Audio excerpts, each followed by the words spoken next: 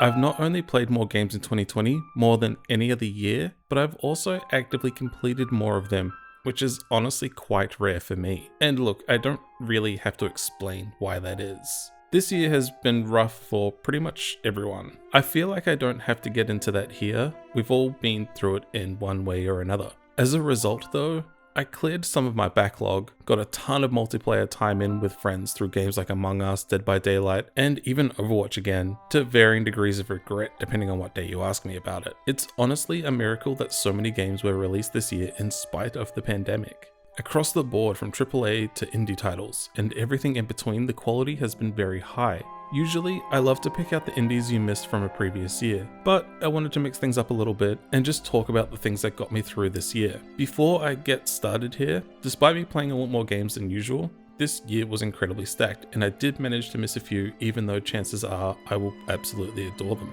So games like The Last of Us Part 2, Hades, The Pathless, Yakuza 7, and Demon's Souls Remake won't be making an appearance here. Anyway, here are the best things from the worst year.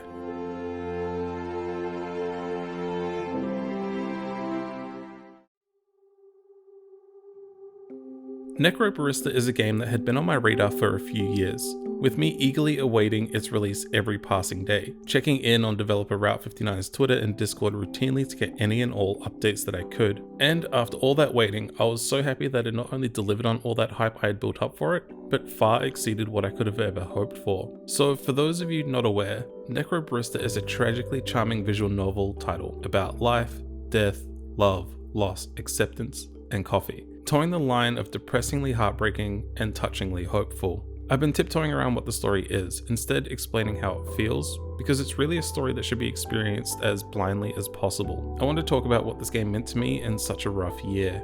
Necrobarista is a game set in a Melbourne cafe, and for those who might be new, I'm an Australian living in New Zealand who has an unhealthy obsession with coffee. So in a year where I couldn't visit my friends and family back home, or even enjoy the simple pleasures of going to sit down in a cafe with my usual order of a long black and a soy piccolo, getting to experience that through the anime-styled visual novel was comforting to say the least. Little nuances in the dialogue kept things very Australian, like the notorious outlaw Ned Kelly asking Kashan if he wants a durry, or cigarette if you're not a degenerate Australian. Simple details like this peppered through the witty writing kept me sane while I was locked in my house dreaming about going back home one day, not knowing then and still not knowing when that will be. It was little things like this that got me through, living vicariously through the cafe for the dead. Every character is incredibly unique with their own story and struggles, and yet somehow every single one is relatable. From the recently deceased Kashan, who is just trying to come to grips with the fact that the way he lived his life may not have been worth it, to young prodigy Ashley, who was pegged as a wonder child, afraid of her own limitations, and letting those she loves down with the expectations she sets for herself aren't met. And Maddie, the main hero who just wants everyone to be happy, even if that means breaking a few rules. Even in the more lighthearted moments, there was a deep sense of nostalgia creeping through. Before the bad year started, I moved away from the city of Wellington where I was working in a bar, messing with customers who ordered deeply pretentious drinks just to show off, slacking off with my co-workers when we simply couldn't be bothered anymore, or just treating cleanup like a little party every night just to help us get through. Necrobarista, through all of its existential dread, captures that feeling perfectly. Like, life is hard, but the people we choose to surround ourselves with will always make it worth it. A lot of games are relatable for many different reasons, but I don't think I've ever played a game that felt like it was tailor-made for me. But through whatever was 2020, I'm sure glad this exists to remind me of far-off memories of growing up in Australia, to the more recent ones. It helped me keep perspective.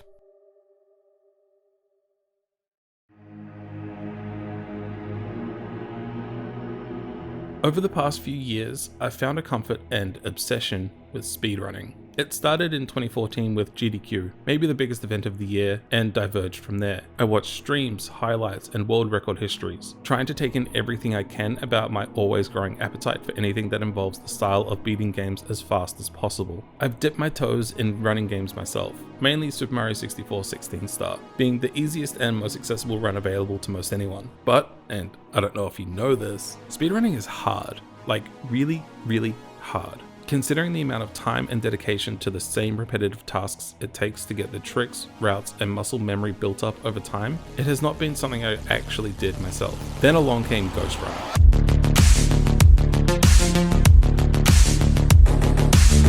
Ghostrunner is a fast-paced first-person action game that mixes all the best elements of Titanfall 2, Mirror's Edge, and Superhot. It makes you feel like you're speedrunning at all times, even when you're just executing a level as intended. It moves so quickly, and with such ease, that the simplest task like running along a wall to dash off and kill an enemy feels like you're breaking some world records, even if it's taking you 50 turns to do so.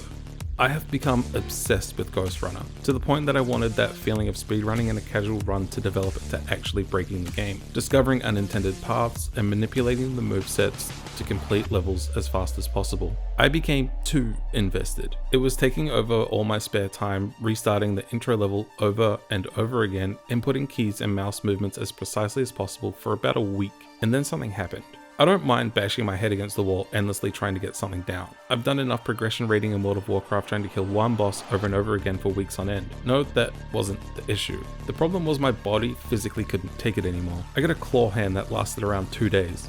I had to give myself massages and do hand-wrist exercises people with RSI have to do. And you know what the worst part of it is? I can't stop thinking about trying to beat my times. I think that really speaks to the strength of Ghostrunner, how tightly wound all its mechanics are, how smooth every single stage and encounter plays out, that even with a physical, I don't want to say injury, but something kind of scary to my body, I can't stop thinking about it. It's a game that channels the feeling of being a speedrunner without the incredible time sink and dedication that doing so requires. It really helped me in some of my lower points of the year, distracting me long enough in a time when I felt so directionless that it gave me something to focus on and actively improve at. Looking at my friends' times and thinking, I need to beat those. That sense of purpose in a year where that's hard to come by is truly something to praise. Just if you decide to actually get into speedrunning it, maybe do some stretches beforehand.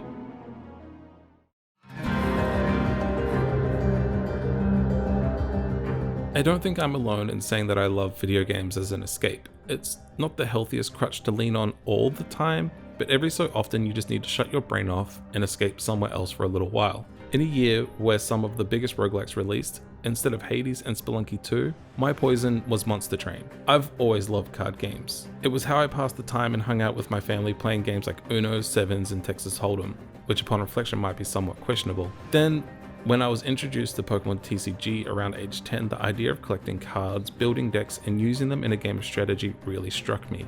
Ever since then, I've been obsessed. I've made a point of playing any card or deck building game I can, even getting my fix in minigames like Final Fantasy VIII's Triple Triad and Gwent. All of this is to say, when a new one comes my way from Hearthstone to Slay the Spire, I will more than likely get involved. So when Monster Train appeared on my radar, I knew I had to get involved. I tried resisting for a little while because I knew it'd sink its claws into me, making it hard to get free, and, well, I was right. Monster Train is a deck building roguelike card game. You pick a main clan hero and a supporting clan. The clans you choose determines the cards you'll draw and pick from as you make your way down the tracks, killing enemies and bosses as you do so. The thing that separates Monster Train from something like Slay the Spire is its use of 3 floors at once. So managing your deck, where to play certain cards, and when to play spells is all amplified by floor management. With each successful run to the end, things gradually get harder. What I really appreciate about Monster Train is it's just engaging enough that I can throw it on whenever I need a break from working on things or just a relief from life. Even for 45 minutes or so, booting up the game, picking my clans and seeing what happens is always enough to keep my mind from racing. Whenever I have time to idle on my computer, instead of doom scrolling my socials and getting bummed out about the state of the world and things out of my control, I distract myself by playing an incredible roguelike deck builder. I'm not saying you should always disregard local and international current events, especially when it's important and pressing, but even the strongest of people among us need a break from time to time, and Monster Train has been that for me. It's one of the best deck builders I've played since I got into Slay the Spire, another game that ate up way too much of my time. And I don't see myself stopping anytime soon. There's so many combinations in the way the clans work and the random draw of cards, artifacts, and random events that no 2 runs ever feel the same. In a similar vein to Ghostrunner, I've set small goals for myself through the use of its in-game progress bar by seeing where my friends are at before trying to beat them, although that one's easier said than done.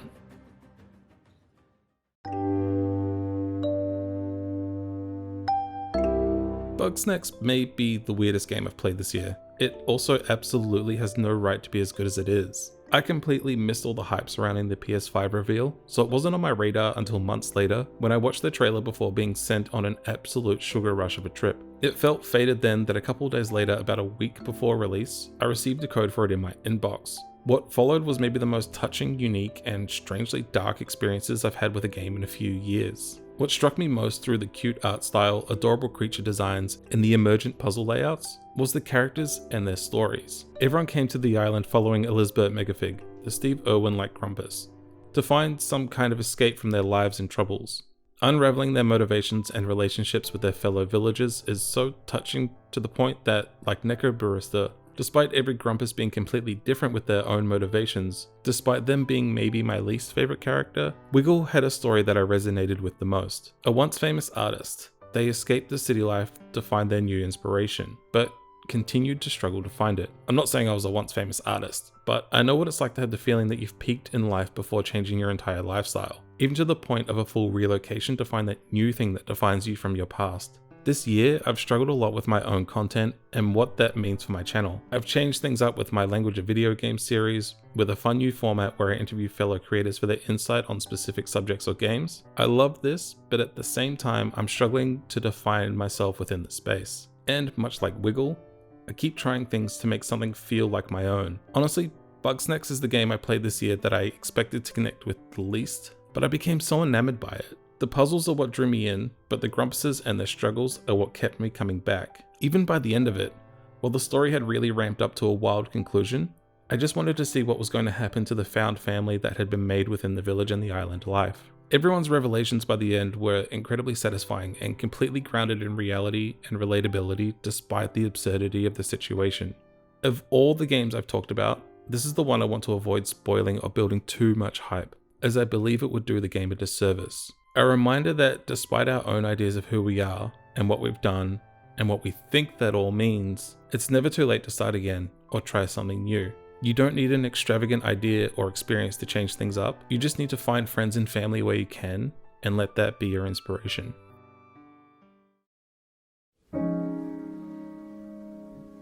This is my 5th year on YouTube, and every year I meet more and more amazing people that inspire me. But this year more than most, I feel like I've connected to and become a part of so many incredible communities. I found new fun in making content online with streaming on Twitch and meeting a whole new crew of people. This year has been a rough one for us all, either in the same big ways or smaller, more personal ones. We've all been through it in some way or another. I appreciate everyone who supports me, the things I want to work on, and the shit I want to talk on stream. Despite being one of my slower years of content creation, I've released the videos I'm most proud of in a long time. Releasing a couple of hour-long videos is something I never thought I'd do, but it's now something I want to continue doing in bigger and better ways. The things that keep me inspired though are the new people I meet doing this. So for the end, I just want to give a special shout out to some of the best videos I've seen this year.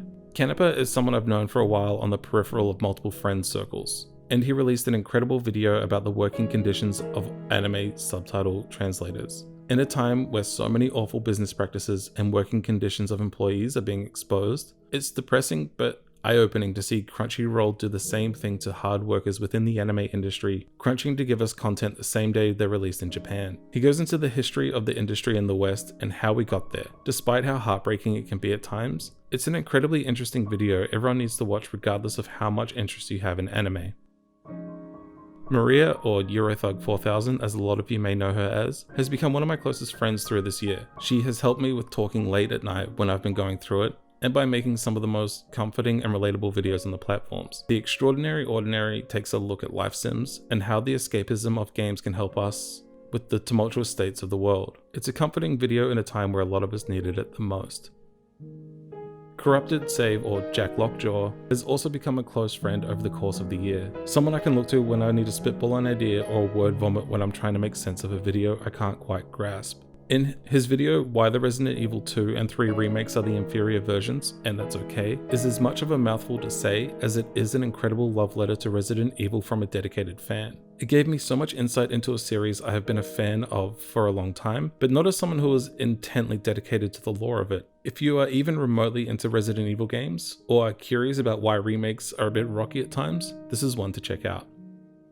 For those of you that might not know, The Simpsons is probably my favorite show ever made, but at the start of the year when I moved into my new place before we had internet, I binged through all of Futurama and grew a new appreciation for Groening's other strange brainchild of a show, and FoxCade did an incredible job breaking down why networks didn't want to back it and how the show's tumultuous run led to its downfall. Also look out for a familiar voice when you watch this amazing video from a really good person. Razbuten is one of the few people in my life that I can say genuinely shaped me as a person and has definitely shaped the way my channel is today, and he somehow invited me across the world to attend his wedding. So when I watched his video, Finding Meaning in Music, about Bon Iver's Holocene, it made me incredibly emotional. As someone who probably regards music as the most important thing in my life outside of friends and family, hearing a story about how one moment with one song can change your perspective on your life, it is a video that's going to stick with me for a long, long time. WizaWhat is like one of my most favorite people in this world. And after a long hiatus from making content, he's back. He made a touching video about the late, great Reckful, titled "It's Time to Make a Change," looking at life and how loss can affect us. I don't want to go too deep into it at the risk of making myself emotional, so please just go check it out for yourself. There's way too many people I want to thank, for the friends I've had for a long time, to the new ones I made this year within the space. So if you're watching this and I haven't mentioned you by name, I'm sorry, just know I value you all the same. I want to give a special thank you to some people: Amacy, Jesse, Cyril, Joey, Bella, Nikolai Bolton, Iron Pineapple, Stapescape, Joyful Jupiter, Jacob Geller, Jess, Matt, Ash, Dev, Ryan, Hamish, Nico, Tails, Allison, Chipmunku-chan, everyone else that appeared in both How We Talk About Games and the Zelda videos, and so many more people for being the best things from the worst year. To everyone that supports me on Patreon or Twitch, your support means more to me than I can ever say, and until next time, thank you all.